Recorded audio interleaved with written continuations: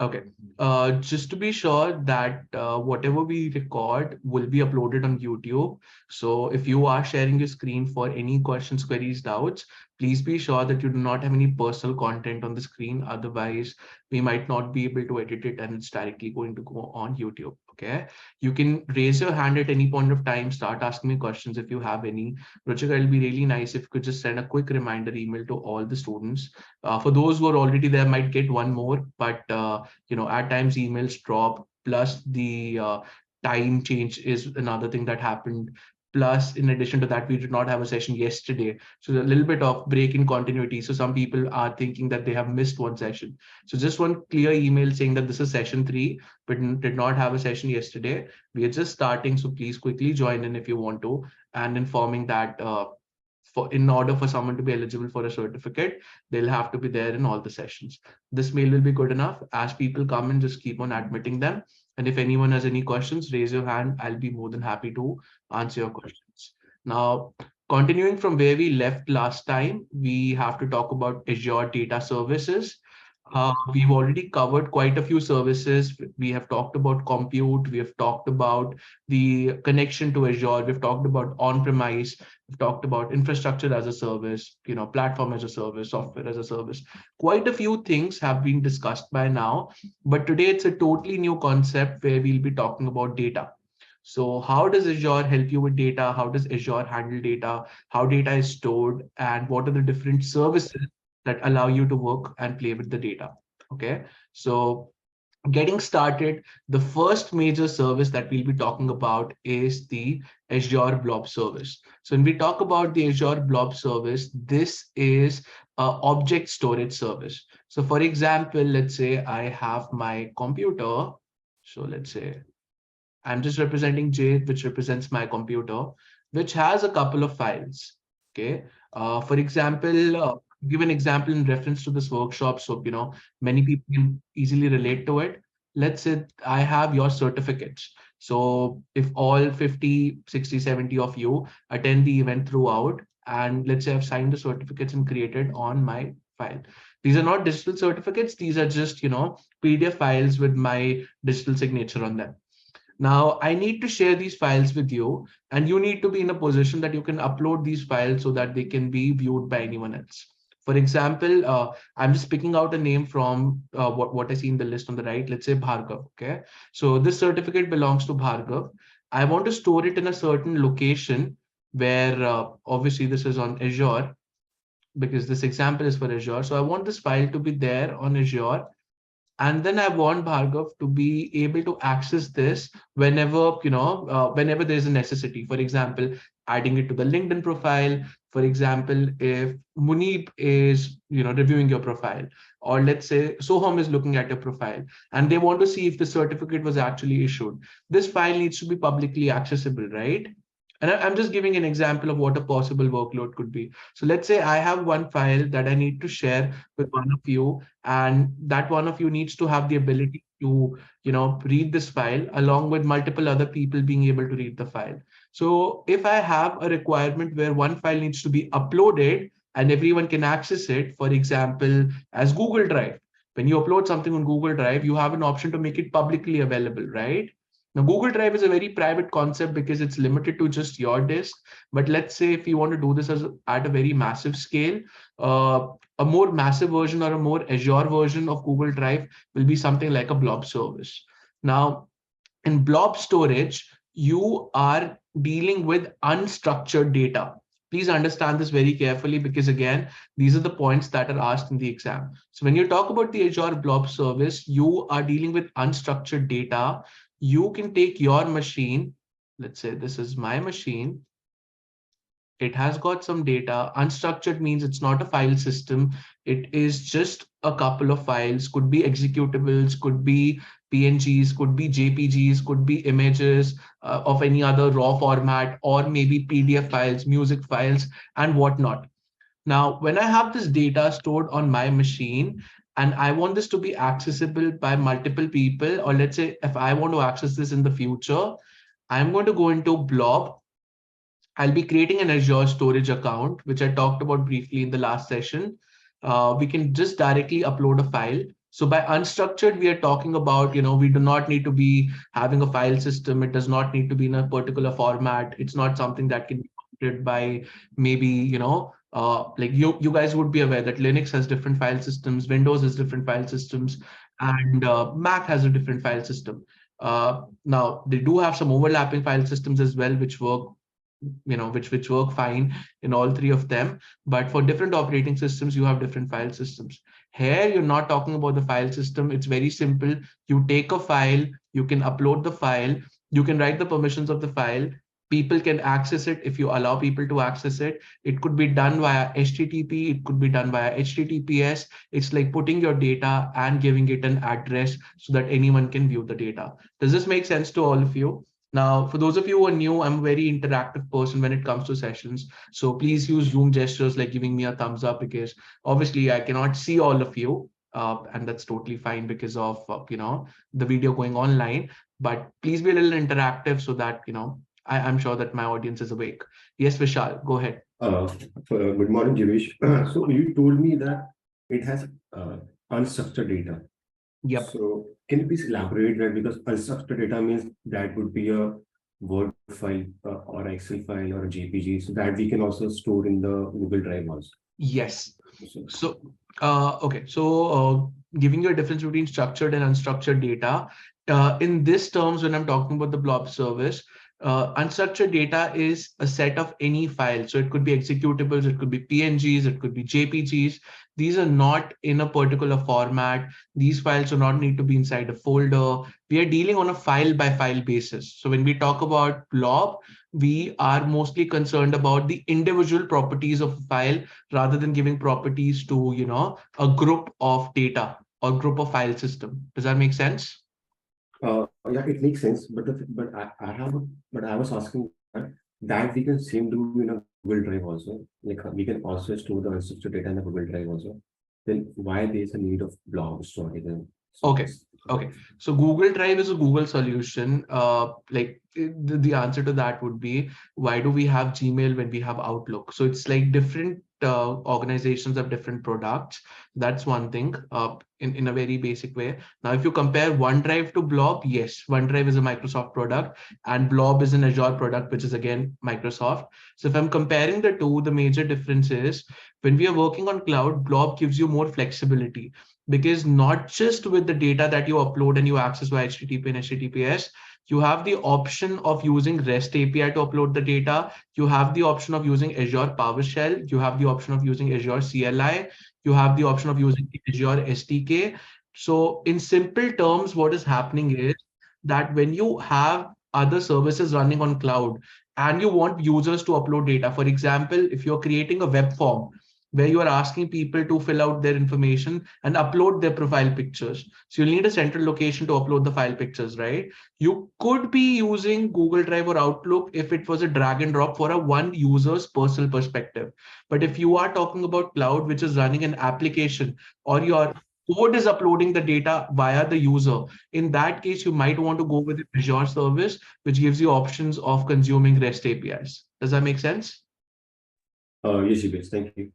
Okay, just one more thing to add to that. If you upload with Google Drive, you might not have the same level of PowerShell APIs, CLIs, SDKs. You might have to go and manually upload the data, and then you'll have to manually set the permissions. Here, you can leverage the advantages of cloud, so you can group resources. You can decide how the data would be stored, for what time the data would be stored, if the data would be publicly accessible or not. So more control, similar product, but that is more from a user's perspective, like one user uploading data. And this is more from a perspective if you want to, work with data of organizations or creating a website that is uploading data, or any other data source that is generating data and needs to store it. Now, a very quick example of this is I was using Wealth Simple for online trading. And at the end of the month, at the end of the financial year, they have a requirement of sending some tax forms. So what they do is they upload it in a service, which is, an object storage service. They are using AWS. They have uploaded it on S3, which is a similar of Blob. So AWS has S3 and Blob. Azure has Blob. So they've uploaded it. They've given me the link. I can access it whenever I want to. So this is one of those use cases, because they don't go and manually do it. They have automation scripts that are creating those forms for us. And that's why when you have, system generated documents that need to be shared with the people, Blob is a very good use case. Okay, Jatin, go ahead, ask your question. Hi Jivesh. So I wanted to ask, like, it will it be correct to say it's more like a Google Cloud Storage and AWS S3 rather than Outlook and Google Drive? Yeah, so that what I was saying was, like, you can upload files, you can access them from anywhere in the world. And Vishal was talking about, Google Drive. So Google Drive's alternative is Outlook, which is more from a user perspective. Now, these services can technically allow you to upload unstructured data and make it available on the internet. But these are more from a user perspective. You need to go and manually upload your data. There are not a lot of options around, having APIs where your data is being uploaded automatically, or some actions are being triggered. So there is more cloud features involved when you talk about S3 and Blob service. So yes, it'll be very correct to say that Blob storage in Azure is can be compared to S3 in AWS. Thank you. Most welcome. So that was just, from a very broad level for someone totally new to cloud. You could imagine something like Google Drive, but this is not Google Drive. It's very different. The thing that makes it different is you have options for disaster recovery. There are multiple copies of your data being stored. All the advantages of cloud that we've already discussed. You can archive the data. You can have data analytics running in the background. You can access this via the URLs. Again, this is an overlapping feature which you can do with other services as well. But you have REST API, you have PowerShell, you have CLI. So multiple ways of accessing data, multiple ways of, reading the content. That's what Blob Storage offers you. Now, there'll definitely be a question in the exam about this. All you need to know is this is an object storage. You can store data into it. It has got categories of how you store data, which I'm just going to come to in the next slide. So now this is going to be very interesting because as an architect, you have to make the decision on how you are going to store your data. So there are three tiers or three tiers that we talk about when we talk about the Azure Blob Storage. So first is the hot access tier. The second is the cool access tier. And then the third one is archive access tier. Now, the difference between all three of them is when we talk about hot access tier, this is the data that you want to access very frequently. For example, if you're uploading an image on the website, for example, let's say if we are building a system that everyone has a profile online and they can view their profile, they can view the form, and they can view the image.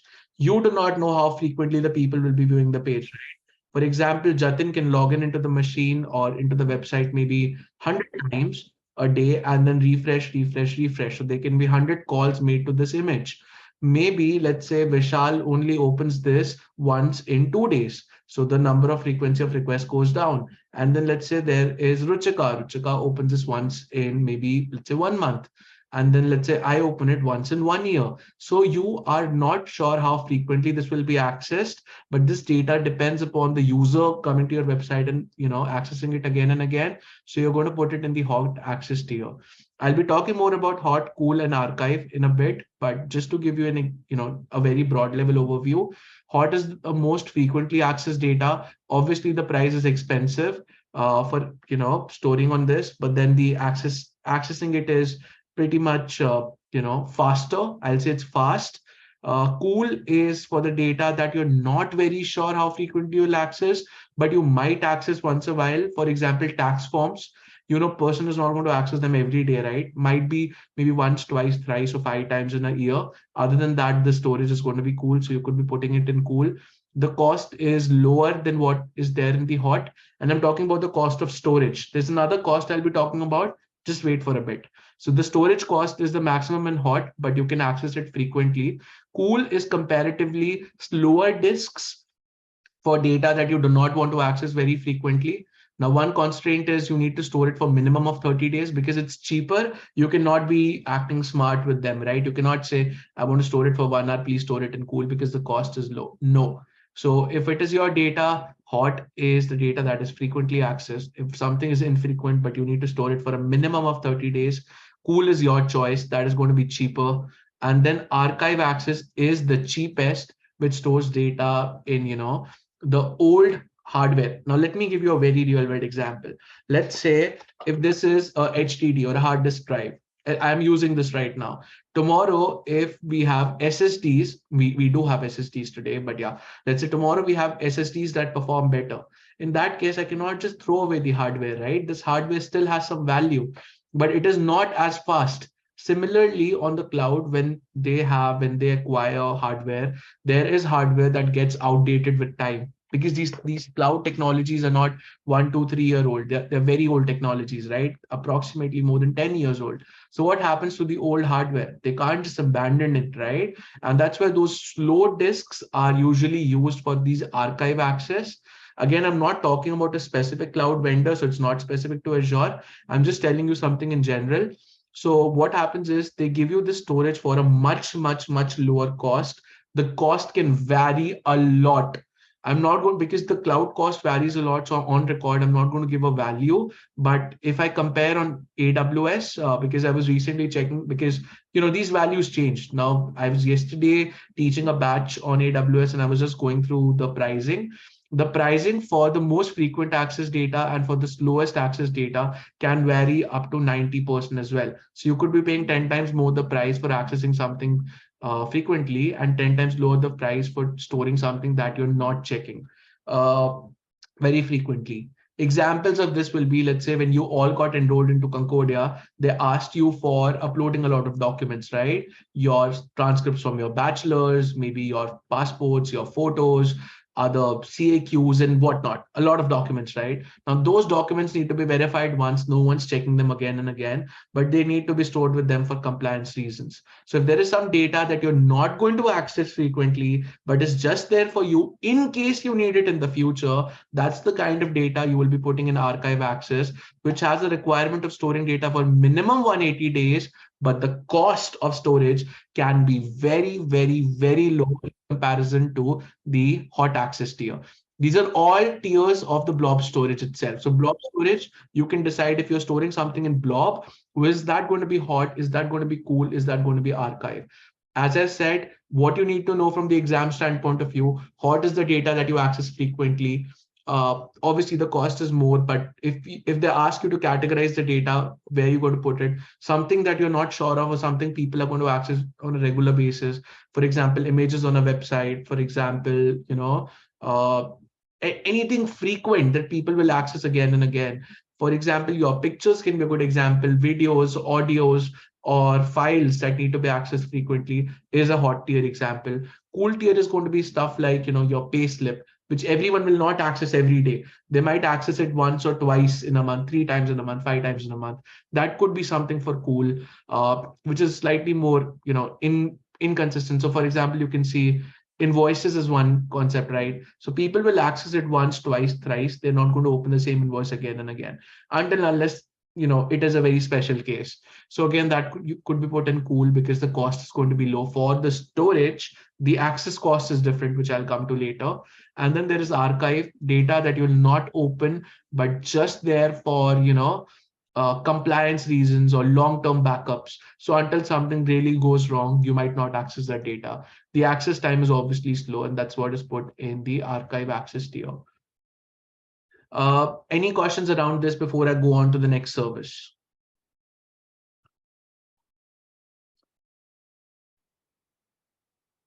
Yes, Jatin, go ahead. Can you explain another use case for cool access tier? Okay. Cool access tier would be, for example, if something is being accessed once a month, twice a month. Now, there are no hard and fast documentation around what needs to be in hot and what needs to be in cool. This comes with experience, and this, as I'm saying, this might vary from use case to use case. But in general, let's say if I'm talking about a client website and I need to, suggest what goes in hot and what goes in cool. If there is a profile picture, if there is a bio information, if there is a resume for someone who's actively looking for jobs, I will put that in hot because that is something which people are going to access regularly. If it is, something like an invoice, which you only want to access once or twice, if it is like a pay slip, if it is like your tax slip, some, tax forms that you only want to access when you're filing your taxes is something which I'll put in cool, and something like your previous transcripts or some data that I do not need to access until absolutely required will be put in the archive access. Let's say it's the end of the fiscal year and people are doing their taxes. So will this data be moved to hot tier for just 1 month, or it will stay in cool? You can. Okay. So that is where the complex, architecture comes into place. And that's what the organizations are doing these days. So when they have use cases of cloud, for example, let's say we are building an application that is accessing people's tax information. They need to do it frequently. We'll put that in hot, and then we could be moving it to cool. But then there's obviously a cost associated with transferring data. You cannot be doing it. You cannot just go and change hot to cool or cool to hot. So there'll be some data transfer costs that will be there, but we can weigh out the benefits. If it is, 1 to 11 benefit, like 1 month of hot and then 11 months of cool, we might want to do that where we are shifting from hot to cool. But again, that's a use case to use case thing. Yeah, I get it. Thank you. You're most welcome. But technically, it's not one folder which you are like, okay, this is my folder of data. Make it hot today, make it cool today. You have to physically have a hot and a cool folder. You can move the files from one to the other and the other to the one when required. But then obviously, depending upon where the files are stored, depending upon the concept of regions, there will be some costing that will be involved. Okay. Moving on to the next service for storage, that is Azure Files. Let me see here. Okay. So GitLab is something which is totally off the concept, that is not something which I'll say a public cloud provider. So not I cannot exactly compare on that. But blob storage is more of like you can upload the data, people can access the data, you can have privacy rules around the data, who can access it, how they can access it, and things like that. Okay. With GitLab, again, there are so many products out in the industry. I'm not a regular consumer, hence I'll not be able to talk about it. But Taib, what you could do is if you could unmute and tell us a little bit about what GitLab use case you're talking about, maybe I could help you figure out the difference and do the comparison for you. Javesh is in the in the library, so chat is the only mode of communication. Okay, no problem, no problem. So basically, when we talk about what we could do is we could take this discussion at 12. Let me continue going on. Stick around till 12. Together, what we'll do is we'll open GitLab after we have paused the recording, and then we'll try to do a quick analysis. Okay. Since we do not have any practical schedule because of the limitation of time, but I'll definitely answer that by doing a comparison of the product. So let's keep that till 12. And same goes with all of you. If anyone has any questions that you feel you want, and they're specific to your use case, because in 3 days, technically within 12 teaching hours, I have to cover the entire course for AZ-900, which within itself is quite a lot of content to cover. So I might not answer a lot of questions that are beyond the scope. I'll take them for 12. So whenever we have the break, we can answer all the questions, queries, doubts that you have. Coming back to Azure Files. So Azure Files is one of the services that is offered by Azure, which uses NFS and SMB protocols. So one of the protocols. So basically, what we're talking about is it's either a server messaging block or a network file storage protocol. What happens in this case is that again, I'll be explaining with examples that why do we have the Azure file service. For example, this is my machine.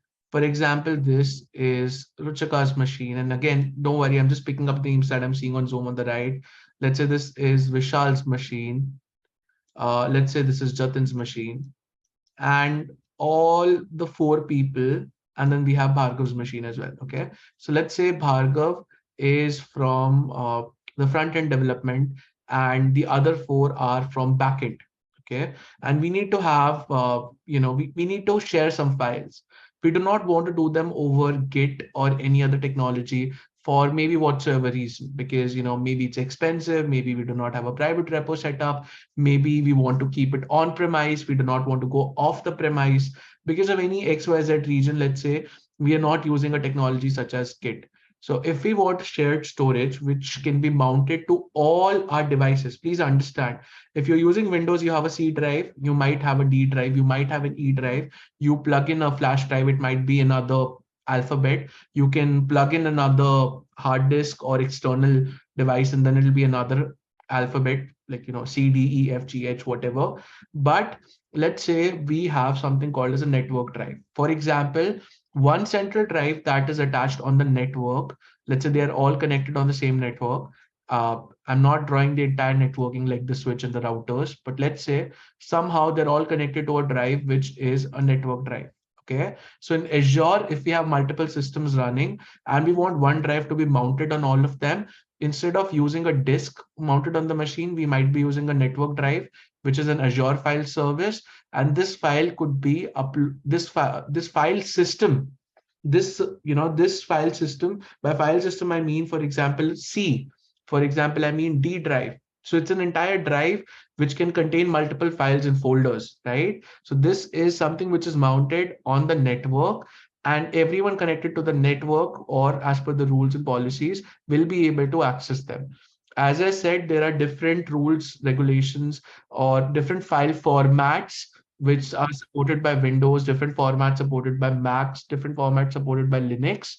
So when we talk about the Azure file service, you can see these file shares can be mounted concurrently by cloud or on-premise deployments and are accessible from Windows, Linux, and Mac clients. So basically, this can be accessed across all the three operating systems. It is like a drive that you will see. You can have allocated space like 1 TB, 2 TB, 3 TB, and this is going to be shown on all the machines that are connected to it. It can work with cloud, it can work with on-premise. Now, the best use case will be, let's say, Bhargav is working from home and Bhargav is working on some Photoshop files, which are some huge files. Okay, just assuming those files are huge, we do not want to move them to Git. And then Vishal is working on the cloud machine, which is on the Azure cloud. So this service Azure Files allows us to have a network drive attached, which could be accessed on premise, which could be accessed on the cloud, depending upon how you've configured. And you could be sharing large data, which could be accessed by all the people at once. So it's going to feel like a very local drive. So you'll just go into your My Computer, and then it'll pop up, and you'll be able to access it just like a regular CD or E drive. Does that make sense to all of you? It's a network drive storage that we are talking about. It is a fully managed file share service.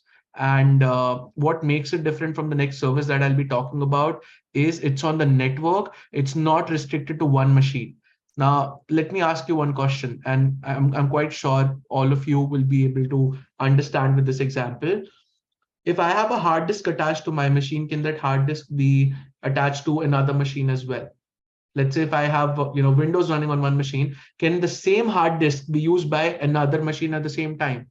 How many of you think that can be done? Give me a thumbs up. How many of you think that cannot be done? Give me a thumbs up.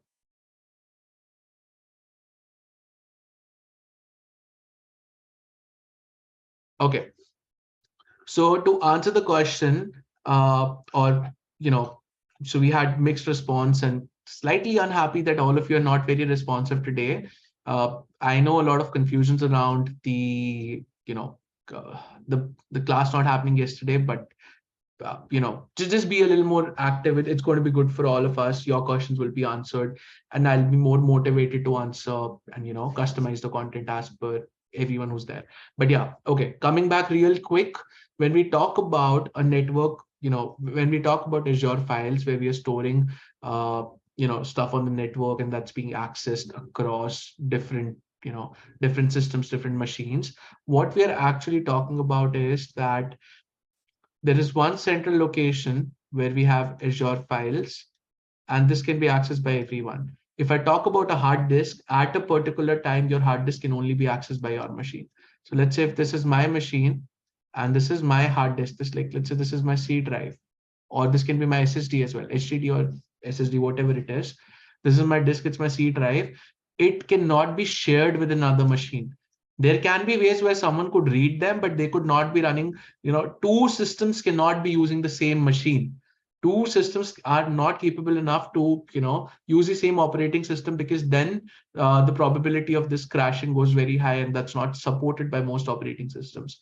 And hence every operating system, but every instance that is running has its own drive, right? But let's say if there is a drive where we want to access, where we all of us want to access, this file does not have your operating system.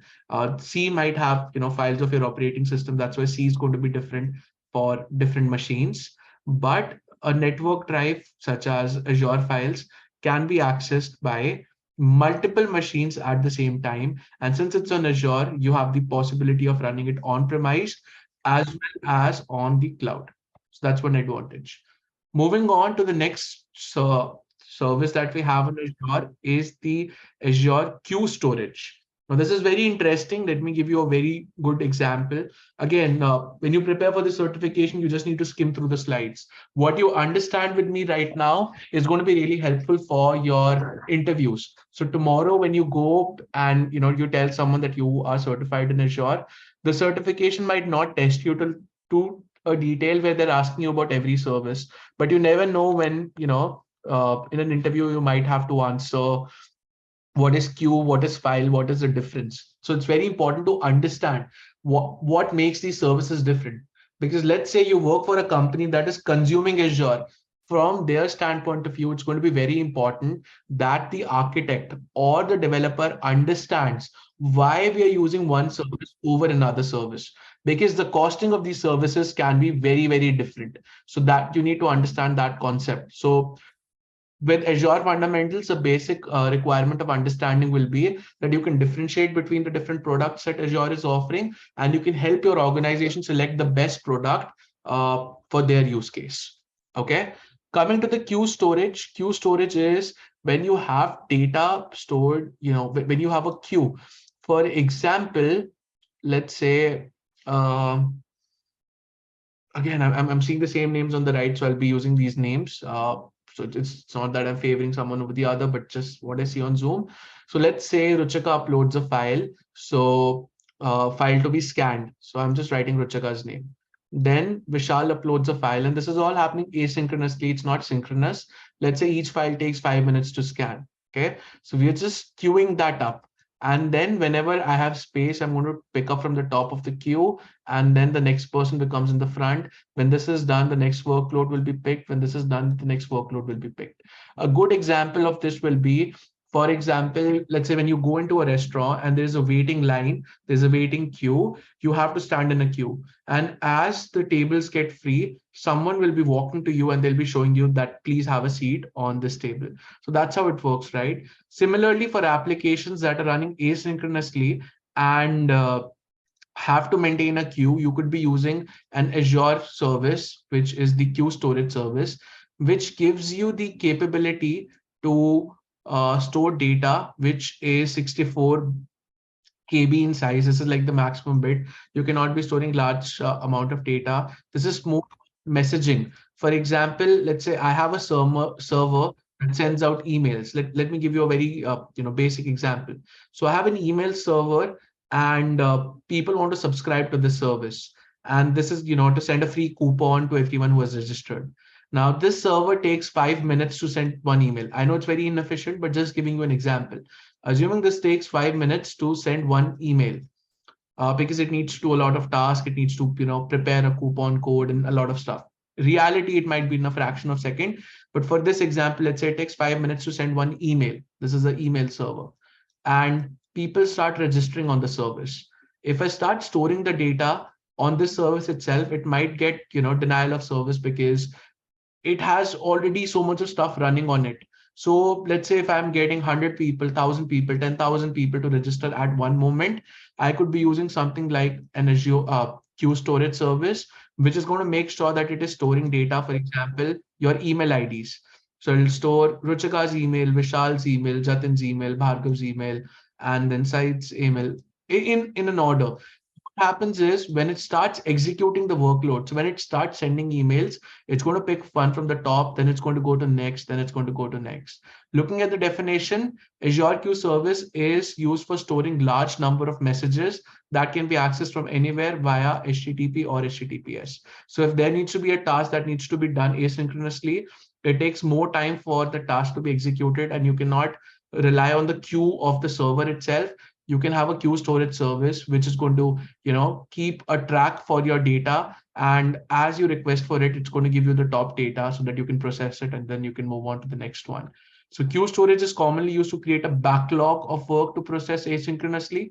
As I said, asynchronous is the word, because if you have a synchronous connection, you send the data and you wait till it's executed. But in a real world scenario, if you're getting 100 requests, 1,000 requests, if it is infrequent, you do not know, you might just get 10,000 requests at once. And at a time, you might not get even 5 requests. So it doesn't make sense to have an active thing running in the background, right? That's why you make it asynchronous. You put it in a queue. As the time goes on, you pick the top one from the queue, you execute it, you move to the next one, you execute it, you move to the next one, and that's how it goes on. Does this make sense to all of you? Give me a thumbs up if it does. If anyone has any questions, now is the time.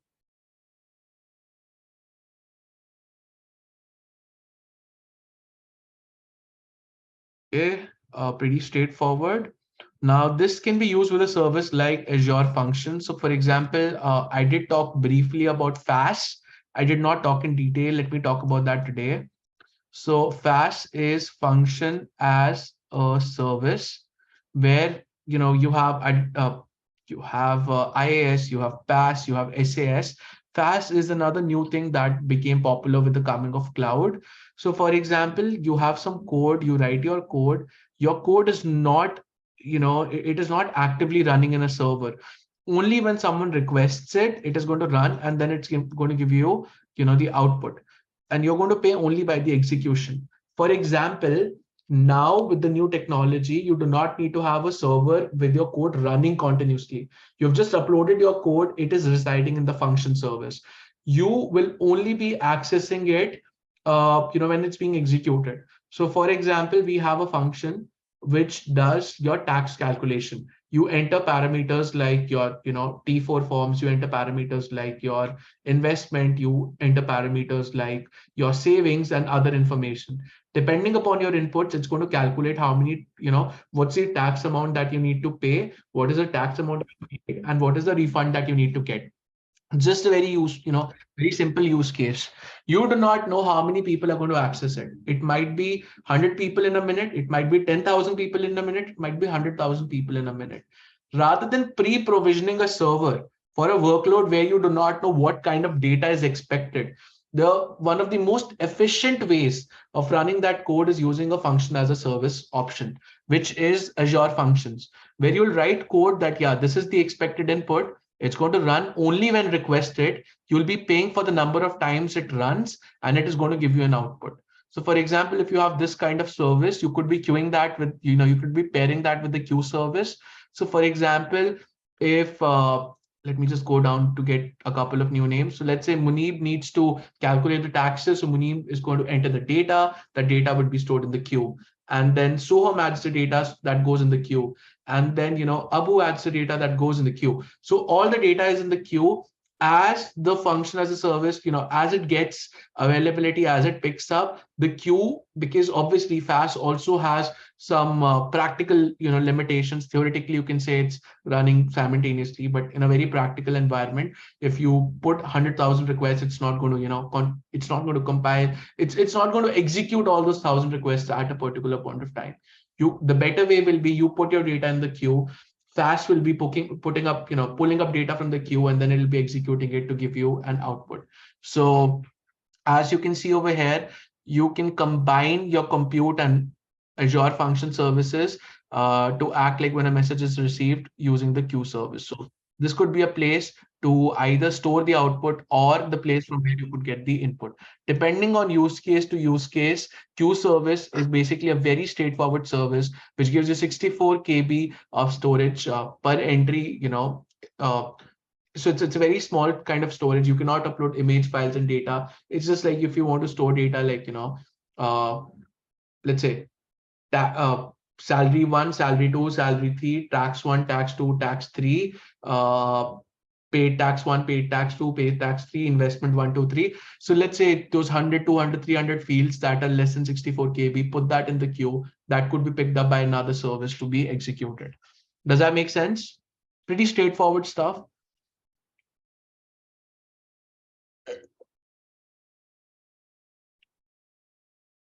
Okay.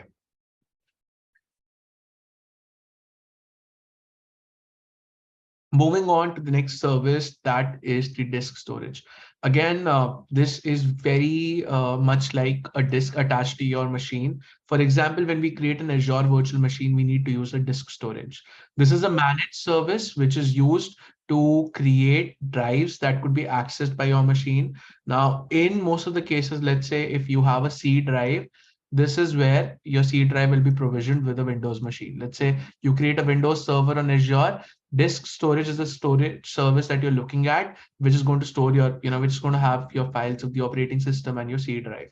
So now disk storage and Azure file, the major difference is Azure files is more of a network thing. Disk storage is more of like a storage for your virtual machine. It's like you could think of it to be a hard disk or a SSD attached to your machine. Going with the definition, Azure Managed Disk provide block level storage volumes that are virtualized and managed by Azure for use within Azure VMs. So as I talked about it, let's say if you have a Windows virtual machine, could be Mac, could be, Mac is again not a very popular way how people have VMs. But let's say if it's a Windows machine or if it's a Linux VM, you would be using the disk storage for creating your disks. This storage solution offers great resiliency and availability than physical disks and handles all the management tasks once the disk is provisioned. To give you an example of this is very resilient. That means if I have this disk and it crashes, I lose my data. Now, many of you throughout your life might have commonly heard that my Windows crashed, my laptop crashed. I'm not able to access my disk anymore. Does not happen very frequently these days. With the advancement in technology, disk technology has started to get better, but something not totally, which you might not have heard of. So at some point of time in your life, you might have heard of some of your friends, family, relatives, or your own machine saying that the disk has crashed. You do not have access to your data anymore. Might not impact you a lot if it is your own machine, but the impact could be devastating if it was a production machine. For example, let's say Steve is working on a client project, and Steve has been working for 1 year and has made a lot of developments. So let's say the most accurate data is stored in the disk that Steve is using on the VM. Let's say if that was a physical disk and it was not backed up the way it should have been, or if you did not have a backup elsewhere and that crashes, you lose the entire work that you've done in the last couple of years. For example, we talk a lot about backups, but I'm quite sure all of us do not practice it in the real world. Let's say if you're using if you have your laptops or your desktops, you might be backing up, but you might be making another copy of the backup within your own disk. How many of us go and actually back up all the data that we have into another drive, such as a Google Drive, a network drive, or maybe another hard disk? That's not a very common practice these days, right? But let's say due to any XYZ reason, your disk crashes, whatever data that you had accumulated in the past couple of years will be gone, within a moment, which is not something that we want in cloud, because again, we're talking about production workloads when we talk about disk. That's why when you're using a disk storage, they give you resilience, because obviously even cloud is not 100%, because in technology, there's nothing like 100%. You cannot say that this device is not going to fail. There is always a probability that something might fail. That's why if you have a disk, let's say if you have a C drive and you're using the disk storage, it can give you the option of storing it within multiple locations, so that if one goes bad or one gets corrupted or there's a disk failure or if there's a network outage, the other one can let you continue your business as usual.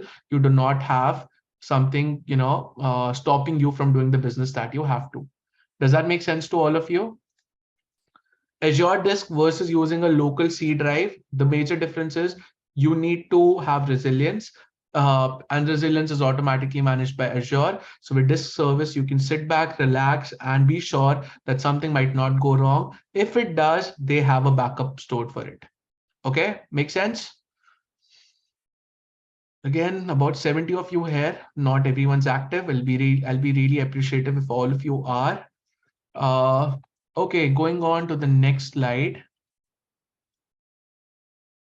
That is create a blob storage. Now, as I talked about last time, I'll see if we get some time in the break. We might go for the practicals, but not something that we'll do actively in the sessions, considering the number of doubts that we were receiving last week. So since today it's pretty straightforward content, but as we move forward, there's another concept that is coming up that is on, Active Directory, which is going to be very new for many of you who have not worked on AD previously. So I'm expecting a lot of questions out there. If left with time, we'll talk about the practical. However, practical is not a requirement of the exam. So it is on the sideline for me. I'm going to pick that up if we have some time. So these are these are a couple of tasks that we'll be working on. Not right now, but I'll see if I have some time in the break. We'll pick it up, but not absolutely required for the exam. So let's just move on to the Azure data migration options, because this is very, very important again from the exam standpoint of view. So when we talk about migration options, first let me tell you what is migration and what do we mean by the migration services that we'll be talking about. Now, as you guys know from the last sessions or in general as well, cloud is a relatively new technology, and we are still in the phase looking at it, from a very broad perspective, where industry is still adapting cloud. So, it's not that all the industries have not adapted cloud already. They are in the process of adapting cloud, which means that they still have something on premise. They might have their servers on premise, they have their data on premise, they have some VMs on premise. So a lot of configurations, a lot of user data, a lot of files, a lot of archival information is still stored on premise for many industries. Many new startups might have started with the cloud itself, but if I talk about an organization that might be 40 years old, 50 years old, 100 years old, 200 years old, which have been using technology since a very, very long time, maybe for 1970s, 80s, 90s, whatever. So they might still have a lot of data on premise, right? Or even in 2000s, early 2000s, 2010, 15, cloud has recently started to gain a lot of traction. But if I talk about 2009, 2010, we were still storing data on our premise, right? So a lot of data has already been migrated, but then there's still a huge market for data that needs to be going on the cloud. And still many organizations are not very comfortable using cloud. For example, I've talked about healthcare sector.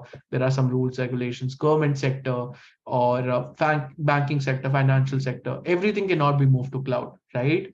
So there are still organizations which store critical data that are skeptical storing data on cloud. But then with the advancement in technology, with the added of security, with the options of having dedicated cloud services offerings, like we did talk about that Azure offers a different solution in China, which is only accessed in China. Azure offers a different solution for the US government, which can be only accessed by the contractors, people, and the allowed list of people that have been allowed. People like you and me, like no one can just go and start using it. So there are some restricted regions of cloud. So cloud is also evolving with time, and that's where people want to migrate. There's a huge market for migration. So when you want to migrate your on-premise data onto Azure or any other cloud service provider, they have multiple services to do that. One of them is, for example, if I have 1 terabyte data, 5 GB data, 10 GB data, maybe 2 terabyte data, I'm just going to upload it over the internet, right? I have an internet connection. I'm going to upload that to my Azure service, wherever I want to store it, depending upon whatever service it is. So I could just be doing that over the internet, and this is going to be synchronous. That means, my data is getting uploaded, it is getting downloaded, and the process is happening. There's a connection between Azure and my computer over the internet, and the data is getting processed. So this is a synchronous connection. Another way of sending data could be, I'm going to pack my data in a physical drive. I'm going to parcel the drive to Azure, and then Azure can open it up and add it to their data center. For example, if I have petabyte level of data, if I have, data that cannot be moved over the internet because of the size of the data. Like it's very, very, very large data. In that case, I might be using some asynchronous services, which will allow me to pack my data in some physical devices, and that physical devices could be then connected to Azure to get all the data. Does this make sense?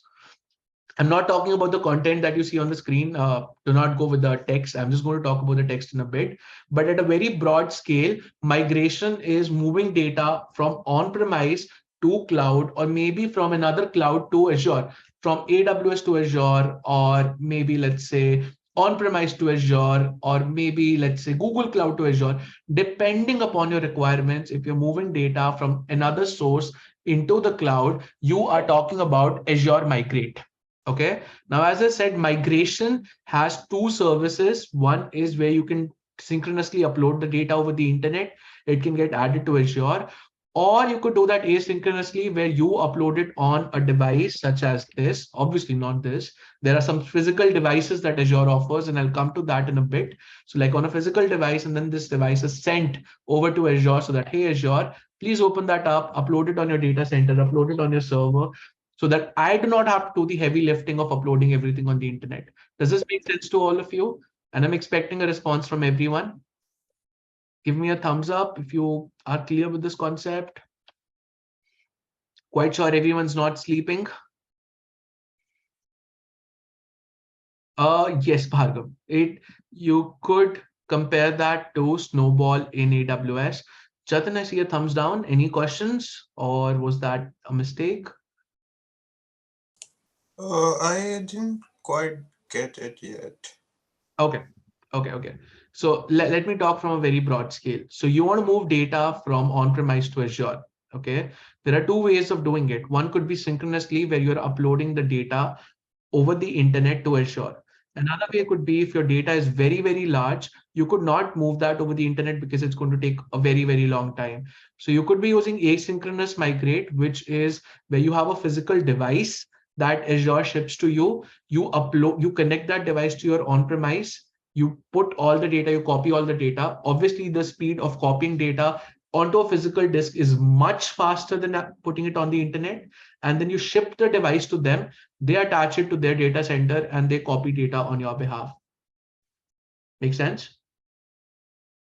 Yeah, it does. Thank you.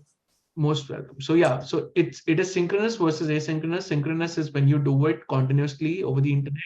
Asynchronous is when you have physical devices involved to help you, with the process. Answering the question that I have in the chat from Bhargav, yes, it is like Snowball. So the way in AWS, I'm not sure many of you have seen it or not. AWS a couple of years back made this announcement where they got an entire truck. That truck, it was literally a trailer, a huge truck that could be used to transport your data from on-premise to their data centers. Because again, depending upon the size of the data, it is not always feasible to upload that kind of data on the internet.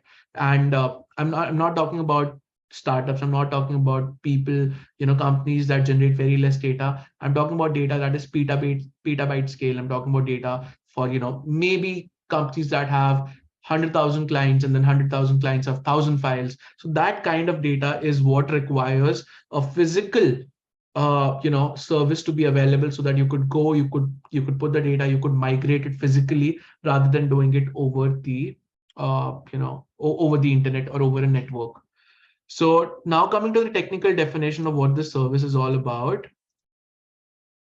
So Azure Migrate is a service that simplifies the process of migrating from on-premise to the cloud by providing a single portal to manage the assessment and migration process. It offers a range of tools, including Migrate, which helps you discover, which helps in the discovery and assessment, and server migration, migrating the data using the servers, auto servers, and as well as you could also be doing that very simply and straightforward from your on-premise. So basically, this is what comes from the Azure documentation, something which we've already discussed, pretty straightforward. Moving data from on-premise to cloud can be done via the Azure Migrate service. Second service that you need to know about for doing migration, you could be using Databox, which is now something that you could be comparing to Snowball.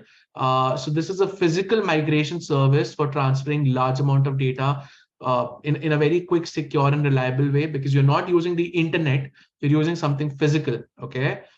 So when you look at the Azure documentation, you are looking at data that is greater than 4 terabytes. So you're looking at data which is more than 40 terabytes. So you're not looking at data like 1 GB, 2 GB, 5 GB, 10 GB. It doesn't make sense for them to give you an hardware, you upload it and you send it. It's not the best thing to do out there, right? It's kind of expensive. It's kind of useless to do it for so low amount of data. You could be doing that via VPN, you could be doing that via internet, you could be doing that via many other options that could be uploaded on the network. But for data that is actually really, really large, you need something physical, because you might have network constraints, you might have security constraints, you do not want something to go on the internet. So many XYZ reasons. So a solution for this would be using the data box. So if you go for the definition, migrate was a service which gives you a dashboard and you do it over the internet. Databox is a service which is a physical service. All you need to know is it is recommended for data that is greater than 40 terabytes in size. Anything lower than that could be handled by Migrate itself. Uh, it could be used for one time, it could be used for periodic, depending upon if you have a hybrid model where your on-premises generating data that you want to sync up every 10 days, 15 days, 20 days. You could be having solutions around that depending upon your exact use case. So with that being said, this could be done for scenarios where you want to use disaster recovery. So for example, we got more charge for this for physical device. Okay, in simple words, yes, Bhargav. If you look at the service, it's going to be way more expensive. Physical is anyways more expensive because there's shipping involved, there's hardware involved. For the exam, you do not need to know the exact process, how it works, but in simple terms, you request Azure, they send you a device, you use the data box device, you upload the data, you ship it to them, they connect it for you, and they get it done. It's quicker for larger amount of data.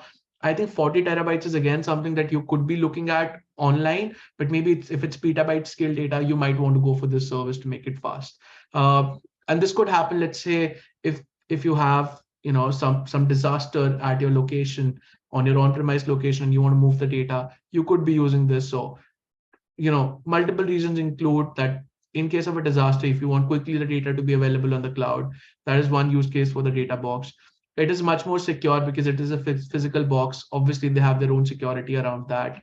And for migration, obviously, if you want to migrate, you could be using the service at uh, all levels. So once the data is transferred, the disks are wiped clean in accordance with these standards. So this is a standard which is, it's more of like a security standard so that your data cannot be accessed by anyone else. So it's like, for example, you guys might know, if I have this disk and I delete a file, I can recover it, right? There are disk recovery techniques. So you might be skeptical that if I'm using a Azure hardware, what if tomorrow the same hardware is used by someone else and my data gets leaked? Who's responsible? So Azure is like, rest assured, since you're using our service, this device is going to be wiped off using this standard, which makes sure that your data is not in a state where it could be recovered. And again, with security, I never say 100%, but it is much more secure than not doing it at all.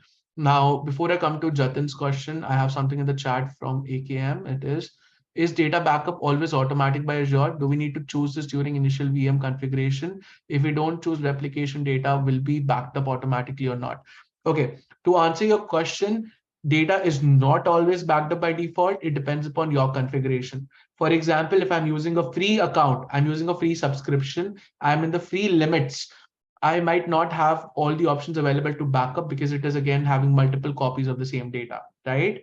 But in certain scenarios, depending upon what the use case is, certain services give you minimum 3 copies of data. Certain service gives you the option of having the copy of data. So the definitive answer of this is, by default, things are not backed up. Certain services, like if we talk about, we were talking in the last, I think in the last session 2, last Sunday, we were talking about a couple of services that store data in multiple regions when we talked about how data is stored in Azure files. or how data is stored in blob services. So if we consider that, yes, certain services have multiple copies of the data by default, so even the minimum will be 3. But for most cases, data is not backed up by default. You choose if you want to back it up. You choose if you want to do it across different availability zones. You choose if you want to do it across different regions. And then obviously there is different pricing associated with the choice that you make.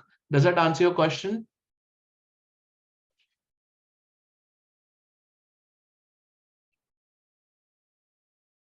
Please let me know in the chat. If it does, or if you have a follow-up question, AKM, please let me know. Moving on, Jatin, you can ask your question. Yeah, I'm a bit confused between the asynchronous migrate and the data box. So is that data box is something that you use for migrate, and it can be used for other use cases as well? Okay. So migrate is a service that is used synchronously.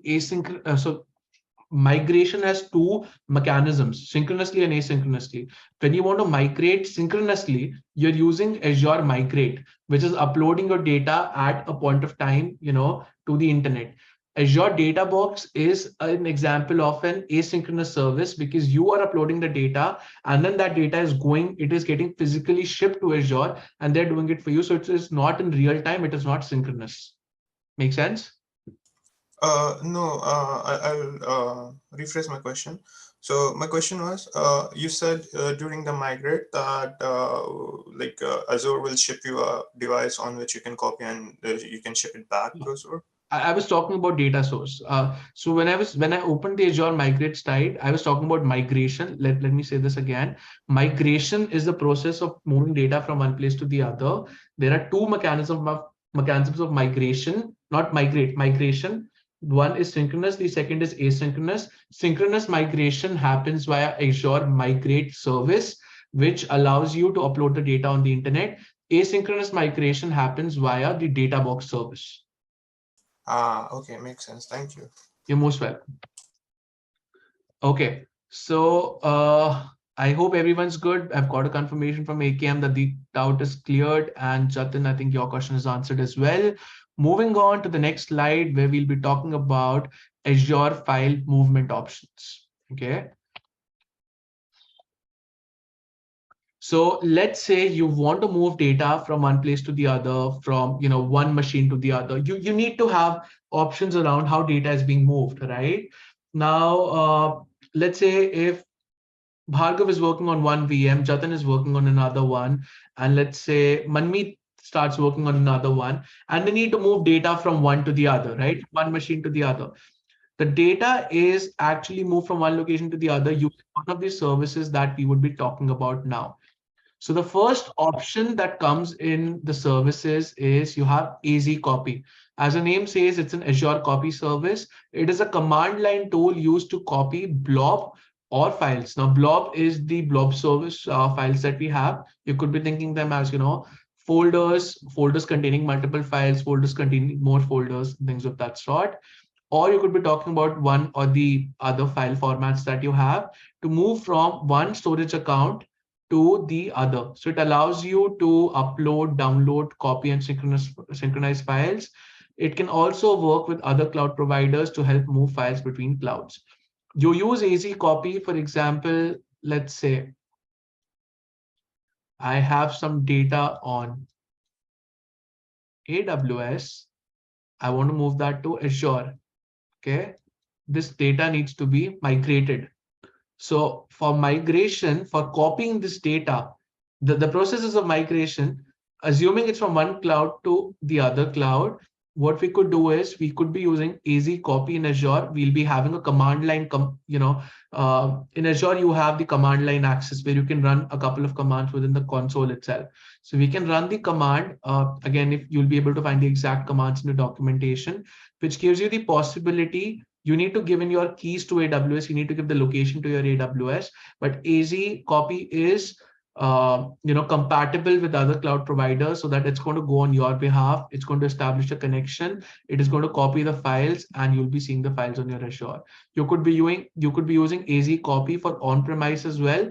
So depending upon the size of the file, depending upon the workload, migration is usually a one-time thing, right? You're migrating data. It could be repetitive, but it is not something that happens every minute. That is not something that happens every hour. That is not something that happens every day. Migration, the frequency is you have entire data, you're moving it from one place to the other.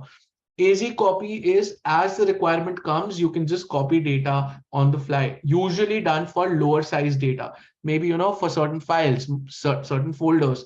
It's not doing an entire migration for you. So if you need to copy certain things, if you need to copy certain files, folders, from one account to the other, or from your machine, you need to download them, or you need to upload from your machine to the cloud, or you need to synchronize them that this is the latest version in my machine, this is the latest version in your. For example, if we have a Word document, I'm updating it on my personal machine, I want that to be updated on the cloud. I could be using the synchronize feature where the file could be synchronized so that we have the same version. Or between different clouds, that is where we can use AZ copy. And just to tell you, AZ copy is a command line tool. It does not have a graphical user interface. You need to run a couple of commands where you'll be passing the commands like AZ copy, source, location, and if that place is password protected, you need to pass the password, credentials, and so on and so forth. So basically, one command line utility to move data from here to there, there to here, from a machine to Azure, Azure to your machine, from another cloud to your machine.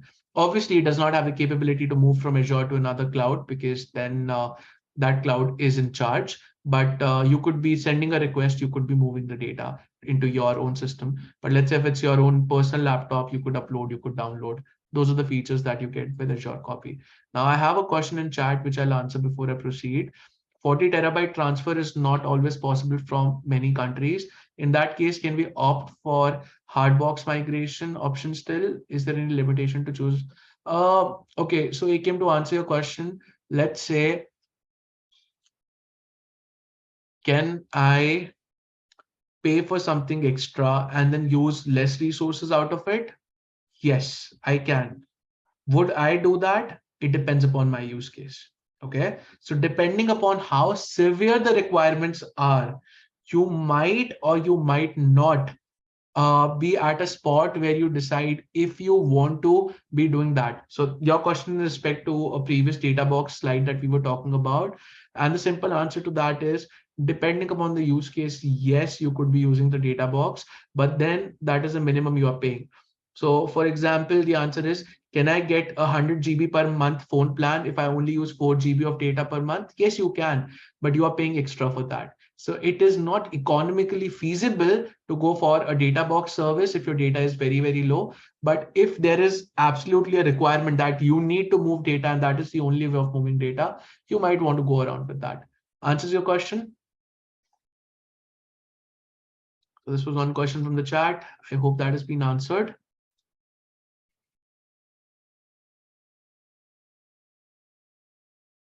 Okay,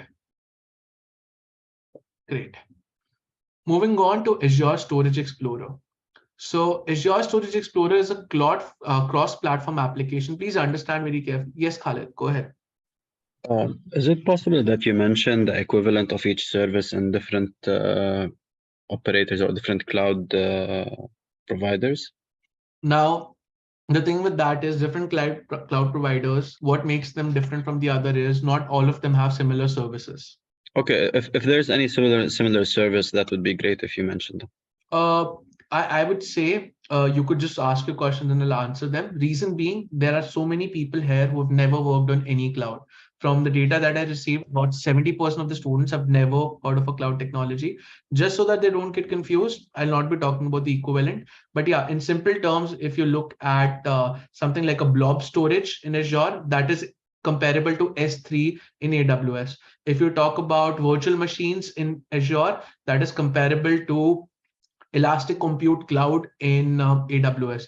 If you talk about Azure App Service, that is comparable to Elastic Beanstalk in AWS. So these are all those similar services. What I could do is maybe in the break, I could refer you to one of the to one of the online resources where you can see similar services for all the similar ones that we have. But Azure Copy is more of like an Azure thing where you might not see similar equivalents in all the other cloud. storage providers. Thank you. You're most welcome. But I'll definitely go on to that. I'll definitely talk about that in the break if required. Okay. So Bhargav has a question. I'm wondering, is it really possible to migrate data from one cloud provider to the other? Is there any security concern? Obviously, yes, it is possible. For example, if you put all your data in AWS and tomorrow you get a better pricing in Azure, you want to move your data to Azure, there's no restriction. There's no one stopping you from moving data from one to the other. And that's when where people are using multi-cloud environments, right? They're using, certain services from AWS, certain services from Azure, certain services from Google. For example, data analytics is really good at Google. And I'm not saying it's bad in Azure, just giving you an example. Okay. Let's say the cost is much lower in Azure. Concepts like Active Directory are only Microsoft native. So if your company is using, AD for authentication, you want to use Azure service for that. Let's say compute is working, you have greater options in EC2 in AWS. You could be using that. So data migration is possible. Using a multi-cloud environment is also possible. People also use hybrid cloud where they have something stored on premise, something on the cloud. All those options are possible. So there's no one stopping you from doing that. It is possible. Security concerns, yes, depends upon what you are doing. Let's say if AWS is certified in one of the, with one of the regulators and Azure is not, that might be an issue. But in today's world, most public cloud providers like Azure, AWS, Google, they would have all the basic and general certifications for data compliance and the data governance. If you're using a small scale cloud, maybe that is not so popular. That might be a security concern, but usually in the major players, it's not something that you see very frequently. Does that answer your question, Bhargav?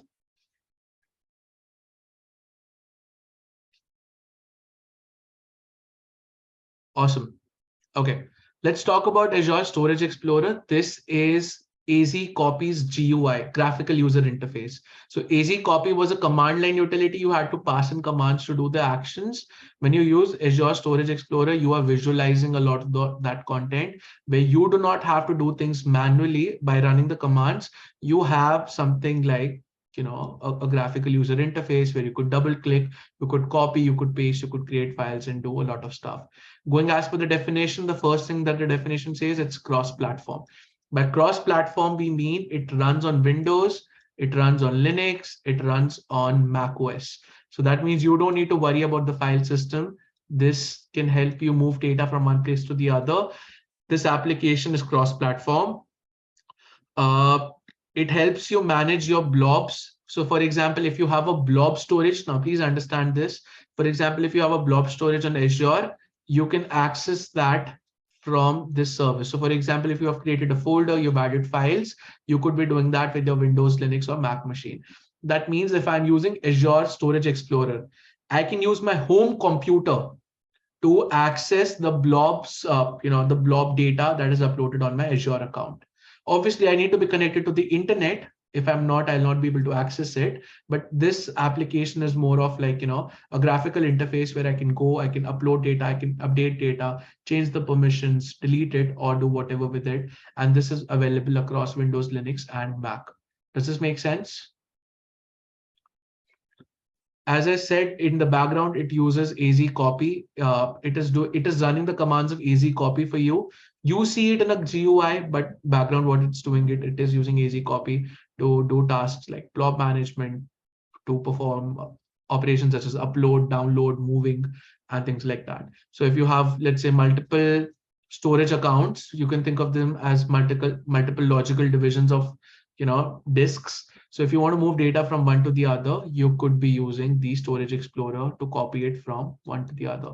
And it is using AZ copy in the background to make those things happen. Okay.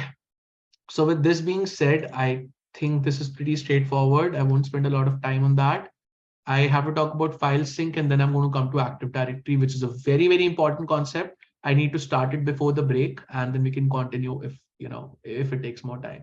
Because again, with this, today we'll finish all the content for Azure fundamental certifications. As I said, I have some questions coming up for all of you towards the end of today.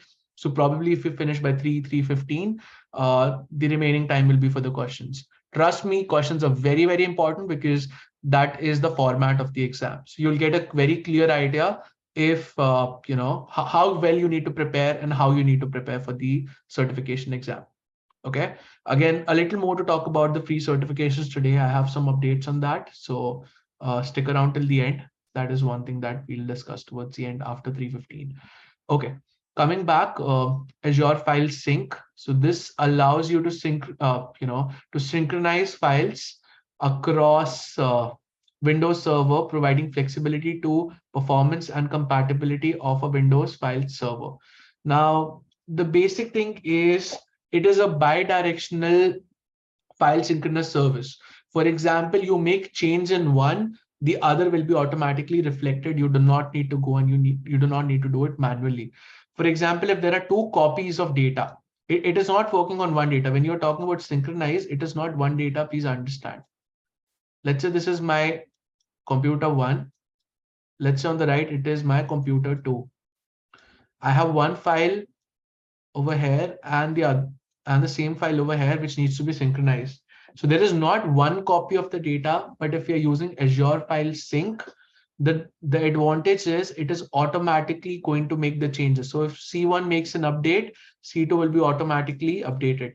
If C2 makes an update, C1 is automatically going to be updated. So you have more than one copy of the data, but with sync, it is keeping them in sync. For example, let's say again, it's not a very it's not a very realistic example because we have databases that are storing client data. But let's say if we were in an organization that was storing data on Excel, okay, and there were two counters from where you could let's say it's a food application. You've paid some amount, you've been given a card, you need to present the card and you get 5 free meals or 10 free meals or whatever. To keep a track if you have consumed a meal or not, let's say there are two different counters. These counters need to be in sync. So for example, if Khalid goes and avails the coupon on C1, C2 is already aware about that, so that if the same person goes to C2, they have the updated data rather than having stale data. So using a service such as file sync will make sure that the status the state of one file is shared with the state of the other file. Does that make sense to all of you? Give me a thumbs up if it does. And then I'll come to something that's asked in the chat. Okay, so to answer what was asked in the chat, recording for day 2 have not been uploaded intentionally because one student shared their screen and they had some private data being shared. And that's why the recording, editing the entire recording is not possible in this short time frame. I am almost always busy with my day job and then some other stuff. So I did not get time over the week.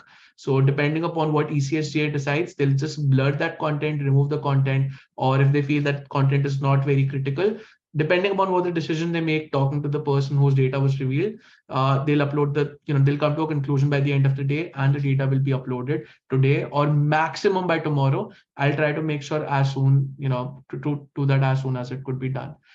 Before I proceed further, I have two hands raised. So Ankit, you can ask me a question.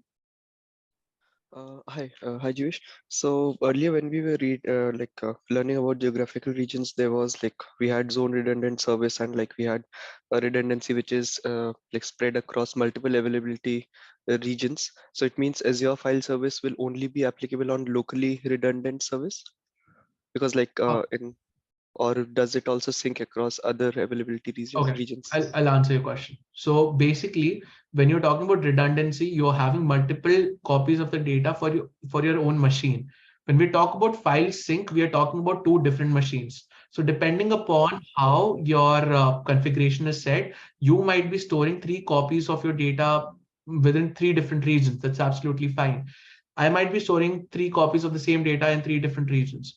By using sync, we are making sure that the changes in your file are in sync with my file. So we might have 3 copies here in one region, 3 in the other, 3 in the same zone, 3 in the other zone, or 3 across different regions, 3 across different regions. Sync is more of 2 systems are required to sync the file. In terms of redundancy, you were having the same copy of the file. One system was storing multiple copies of the file. Does that answer your question? Yeah, got it. Okay, so Thank if you're working alone on your file, you could be storing it with across different regions, across one region, across different availability zone. But if you and me, we're sharing the same file, I could decide to keep that file on the same region. You could keep your file on your multiple availability zones. At the end of the day, my file will be synced with your file using the file sync if we opt for it. So if you go with the definition, the file sync allows you to synchronize your file shares in Azure files with a local Windows server. So if you have something stored in Azure files and you have a local Windows server, it is going to be in sync automatically. So if any change is made to Azure file, that will be reflected in the Windows server. Any change made in the Windows server will be reflected in the Azure files. Okay, got it. Thank Okay, you. awesome. Bowen, Hi, good morning, good Jewish. morning. Yeah, I was wondering for this Azure file sync, it's only available on the Windows operating system. Yes. Okay. Are there any solutions for multi-system operating systems? Yes. Yes. Yep. So one of the machines need to be Windows Server for using the service. The other could be anything where you have Azure files installed, and then you could be doing that. Okay. So it's like the center, it must Yeah. be a Windows server, but Yes. other machines, there are client end of Azure files. Okay. Yes. So Azure files, as we talked about, can work on Windows, Linux, and Mac. So Right. let's say this specific service is a Windows service, right? So for example, if I have a Windows server and I want to have the latest copy of all the data that you're Yeah. making changes in the file. So you could be a consumer of the Azure file. You could be making changes on your local machine.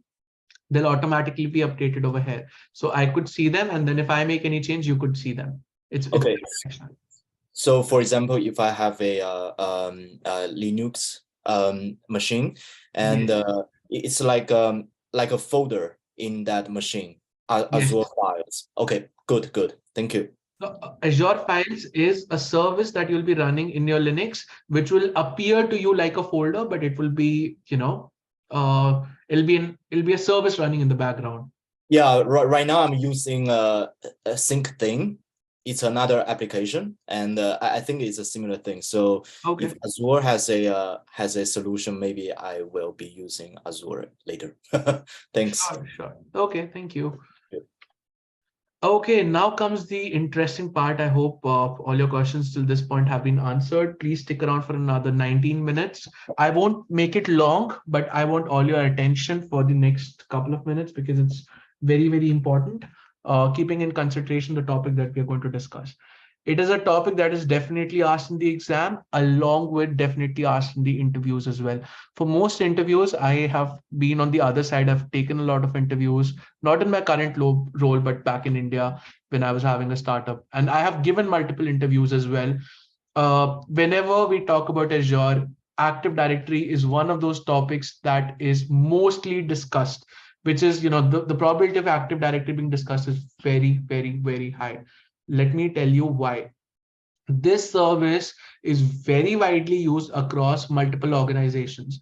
Today, mostly all the enterprises, and I'm using the word mostly all the enterprises are using Windows for, as their base machine. When you go into an office, the probability of you having Windows, let's take an example of Concordia. You have Windows by default, right? You might have certain Mac machines, you might have certain Linux machines, but the number of Windows machine is always mostly overpowering. Certain companies might work differently, so I'm not commenting on their behalf, but most companies are still working on Windows. So Windows has this, very popular authentication and authentication mechanism system that we have been using prior to cloud as well, and that is called as Azure Active Directory. Now, obviously, with the advancement and the more and more people using cloud, Active Directory is a service that has moved to the cloud as well, and that's why we'll be talking about this.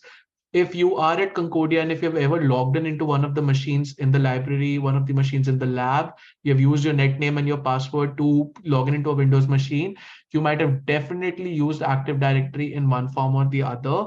Let me start talking about what Active Directory is, and then I'll be talking about a lot of advantages of Active Directory as well, and why it is so popularly used across the globe.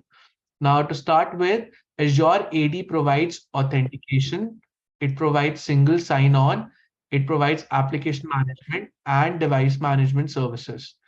I will take them one by one so that you all understand this, and these are very, very important.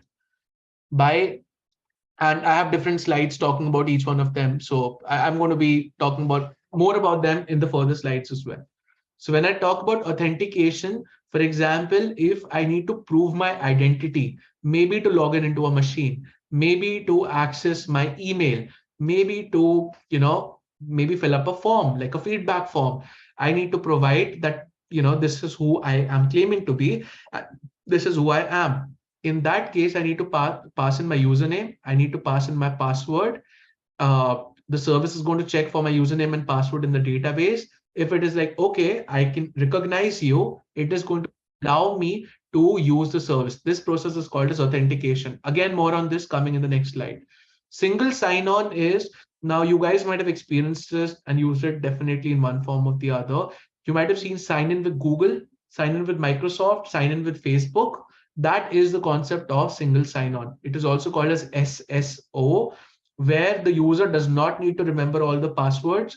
You can use one identity to log in into other identities. For example, let's say if you want to use Concordia Zoom, you can use your Concordia netname password. You want to use Outlook, you give in your Concordia netname password. You want to use Azure, you give in your Concordia netname and password. That is single sign-on, which is managed by Microsoft. So you have a Microsoft account, you're entering the username and password. That is allowing you to be authenticated, which is allowing you for authentication across multiple services. You can use that for Unity. You could use that for, the student portal you have. You could be using that for signing in into your Outlook account. You could use that for your Azure account and multiple other services. The third one is application management. For example, using Azure AD, you can have some sort of authorization that only this user is authorized to access this service. Only this user is authorized to access this service. For example, your teacher is only allowed to upload the grades. Student is only allowed to view the class. So things of that sort within the application is again a service of AD. We'll talk more about it as we progress further. And then the last is device management. So this device belongs to Jivesh. This can only be logged in by Jivesh. This is the username, this is the password. That is again an AD service. So what I'm talking is AD is an umbrella. It is a huge variety it has a huge variety of applications and one of the most popular services used by Microsoft users. This is more of like an enterprise service. So that's why many of you might have not seen AD in your local machines. That's not something you see. But if you talk about companies that you work for, if you talk about universities where you study at or your schools, and if you have a central account management, you are a consumer of the AD services. You are a consumer of one of the AD service, which we'll talk about in the further slides. So authentication includes verifying the identity and providing additional features such as self-service password reset, multi-factor authentication, and smart lockout service. So this means self-service password reset is you can reset your own password. We all can do that. If we go to concordia.ca and we log in, we have an option to set our own password. We have MFA, which we recently see being activated in Concordia. If all of you open your Concordia account, you're given a password, right, on your mobile phone to enter. Give me a thumbs up if you've ever seen it. That is called as multi-factor authentication, where they're not relying only on your username and password. They're sending you an OTP, one-time password, which you're entering to prove your identity. Okay, so that is another thing that comes in with single sign-on. And along with that, you have something called a smart lockout. So smart lockout is if you do not access your machine for 15 minutes, they're automatically going to log you out. Now, those are the policies that you could set with Azure AD. Again, a very, very popular thing that is being used. For example, in an organization, if you leave your machine idle for 15 minutes, they'll lock you out for security reasons. So that is a smart lockout service. Now, single sign-on allows users to remember only one username and password to access multiple applications. So this is what I was talking about when you talk about SSO. Again, details coming in the next slide. So I'll just straight away jump to the next slide and talk more. But in simple, when they ask you questions, they might ask you questions about what is SSO, what is application management, what is authentication, what is device management service. Okay, these are the basic definitions. So if you're revising for your exam, just read them once before that. But if you want to go to the detailed ones, so let's start with the Azure AD domain services. Okay, so to get started, let me see if I have. Okay, yeah, I do have slides for that. Just wanted to be sure since I made them last week, but I did not miss adding these slides. Okay, so starting with Azure AD domain service. So Azure ADDS is a service that provides managed domain services such as domain join group policy, LDAP, and Kerberos NTLM. I do not want to get into the details because they're not required for your exam. But for those of you who know what all these are, for example, lightweight directory access protocol, Kerberos authentication network, NTLM services. So basically what you're looking at when you want authentication, when you want to access a directory, when you want to, when you want to prove your identity. For example, let's say if you're working in an organization which has data for production, which has data for development, which has data for, let's say deployments, or maybe for testing, for QA, for user acceptance, and multiple categories. So you could be using the AD domain service where you have some sort of control over who can access what kind of data. Okay, so you can control that, okay, X and Y user can only touch production, X and Y user can only touch dev, X and Y user can only touch, testing data, so that you could be using these technologies. So these Kerberos, NTLM, LDAP, these policies are not restricted to Azure. These are some global standards. So if you've ever worked on a corporate environment in Linux, you might have heard these terms here and there. Again, I've just mentioned them over here so that if someone knows about them, they can refer to them. If you guys do not know about it, it's not something, it's not a part of the exam. So I'm not going deep because again, these technologies are so deep, it might take an entire day just explaining what LDAP is and how it works. But in simple words, we are talking about different authentication services, which allows us to, be authenticated, which allows us to access different rights over different folders, different directories, and different services running within our environment. So again, coming back to the definition, the Active Directory domain service is a service that provides managed domain services such as domain join group policy, LDAP, and Kerberos authentication without the need to deploy, manage, and patch domain controllers in the cloud. So this is a very important concept. What is a domain controller? Just going to come to that. It allows running legacy applications in the cloud that can't use modern authentication methods and integrates with an existing Azure AD tenant, enabling users to sign in using their existing credentials and groups and user accounts to secure access to the resources. Basically, in simple words, what you need to know, ADDS, that is Azure Active Directory domain service, is something that is used for you to control access to different resources within an organization. That could be controlling access over different folders, controlling action over different files, controlling access over different, production, dev, test environments, controlling access across, let's say different roles, permissions. So that is something which AD does for you. How this is done is, let's say not everyone is using the latest authentication mechanisms out there. So there are some legacy applications where users only know their username and password to one thing, right? So when you're using ADDS, it allows you to have a domain controller that is like a physical server that is doing the authentication for you.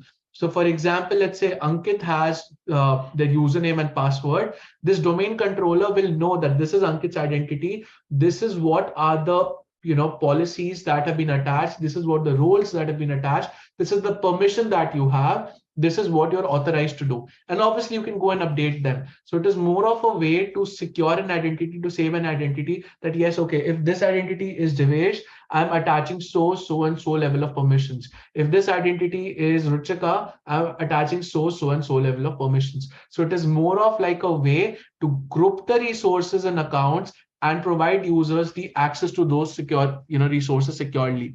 Now, when you talk about a domain controller, all you need to know is domain controller is a server which is there on the network. Its job is to authenticate people and give them permissions over the content. It has data on who has access over what resource. Does this make sense?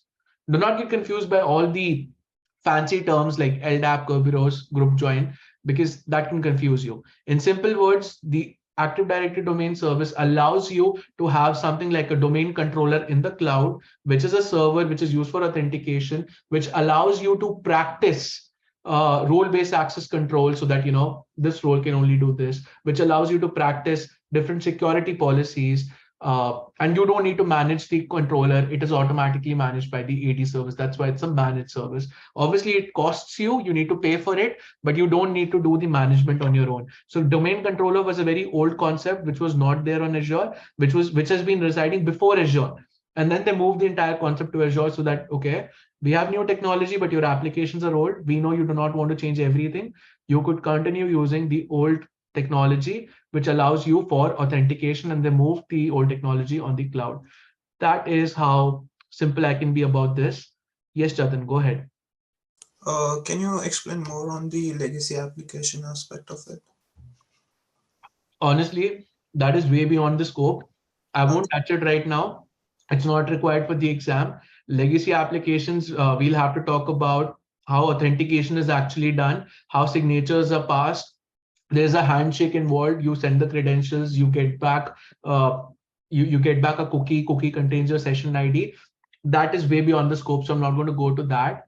I have written this over here so that for those of you who have worked on this previously, can read it and can relate to it. For those of you who have not worked with authentication, have not worked with identity and access management directly, do not get confused with it, because it's not in the scope. It's nowhere close in the scope of the exam. Honestly, AD has its own certification. So there are people who build an entire career in Active Directory. One of my best friends is having a career. He's also a pass out from Concordia, and his entire job is just working on Active Directories the entire day. And trust me, there is so much to learn, even with years and years of experience. It takes so much of time to gain the knowledge, on how to work on it and how to get things done. But yeah, in simple words, it is a major service which is used to have controlled access over your resources. By old authentication techniques, I mean, there might be different techniques for web, there might be different techniques for, virtual machines, there might be different techniques for Linux, Windows. So that is all managed by this service. At a broad scale, Jatin, does that answer your question? Yeah, thank you for that. That's understandable. Yeah. Okay, awesome. So now the question is how it works. Just got 4 minutes before the break. I want to be particular on time so that, it's fair to all of you. Today, I know we started late by 10 minutes because, again, there was some Zoom issue that was happening. I could not connect to it because of some SSO thing. Not going into that, but yeah.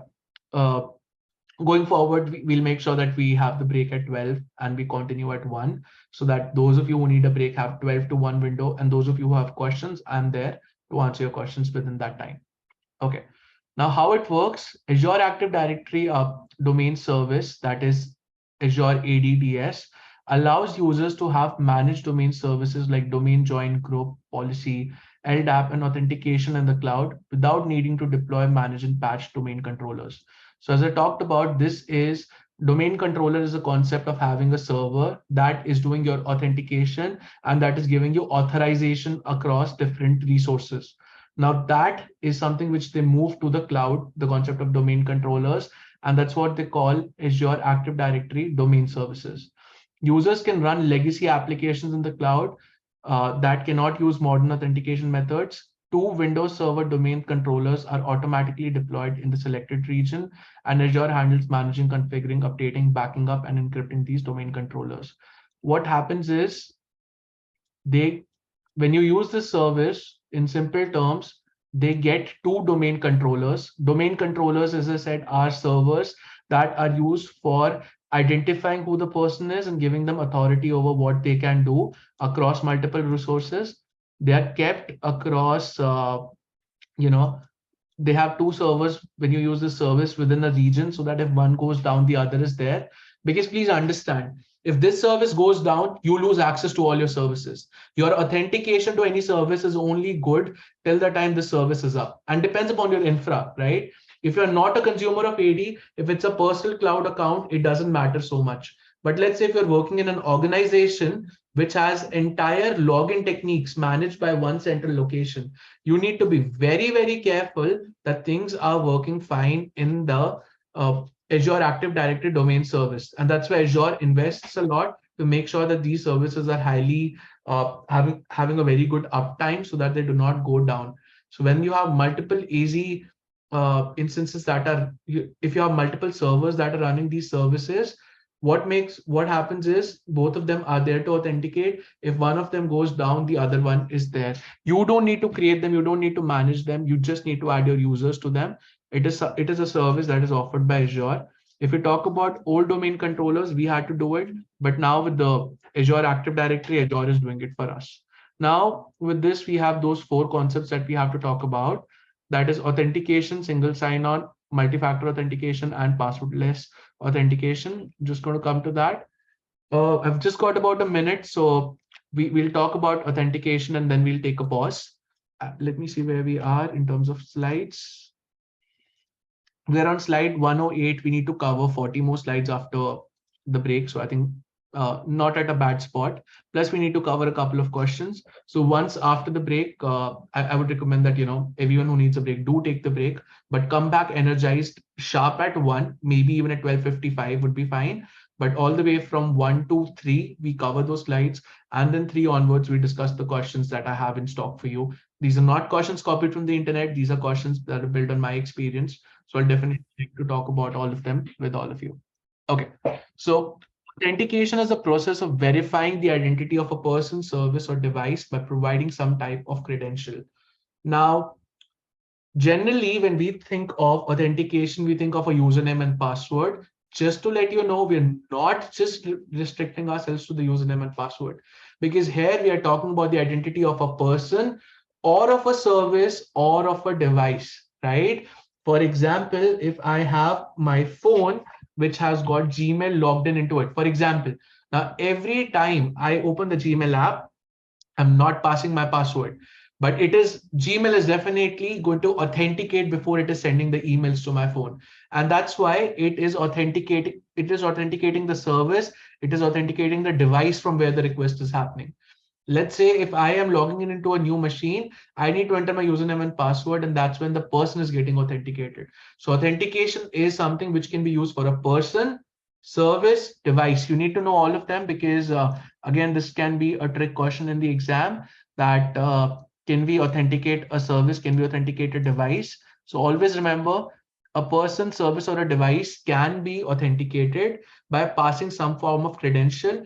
It does not have to be a username and password. It could be many other things, which I'm going to talk about in the next line. So Azure supports authentications, including standard password. So username, password. Yeah, you can authenticate. You could be using single sign-on. You could be using your, Concordia credentials to log in into Azure. We did this last time. That is single sign-on. You could do multi-factor authentication. That is, for example, to access your Azure account, you need to enter a key. You could be using an app on your phone, and I'm going to talk about that after the break. And you could be also using passwordless techniques, which I'm going to talk about again.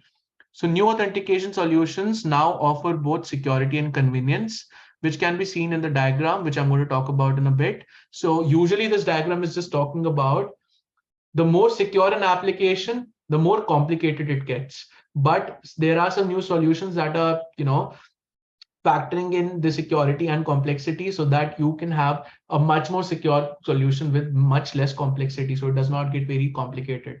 And you can have, a good level of security versus convenience graph, which I'll show after the break. The last line that I want to talk about is passwordless authentication is the most secure and most convenient, while passwords alone are less secure but highly convenient. Passwords are very easy to remember, but they're not convenient because if you use the same password again and again for multiple services, the chances if one gets exposed, the other might be exposed as well, goes very, very high. So it's not very secure.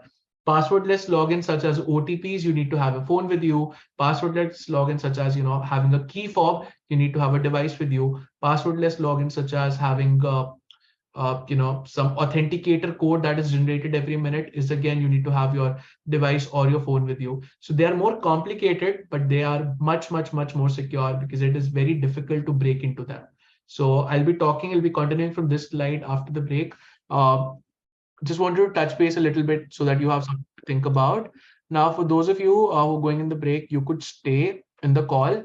I'm just going to stop the recording. Obviously, do not want the recording to be super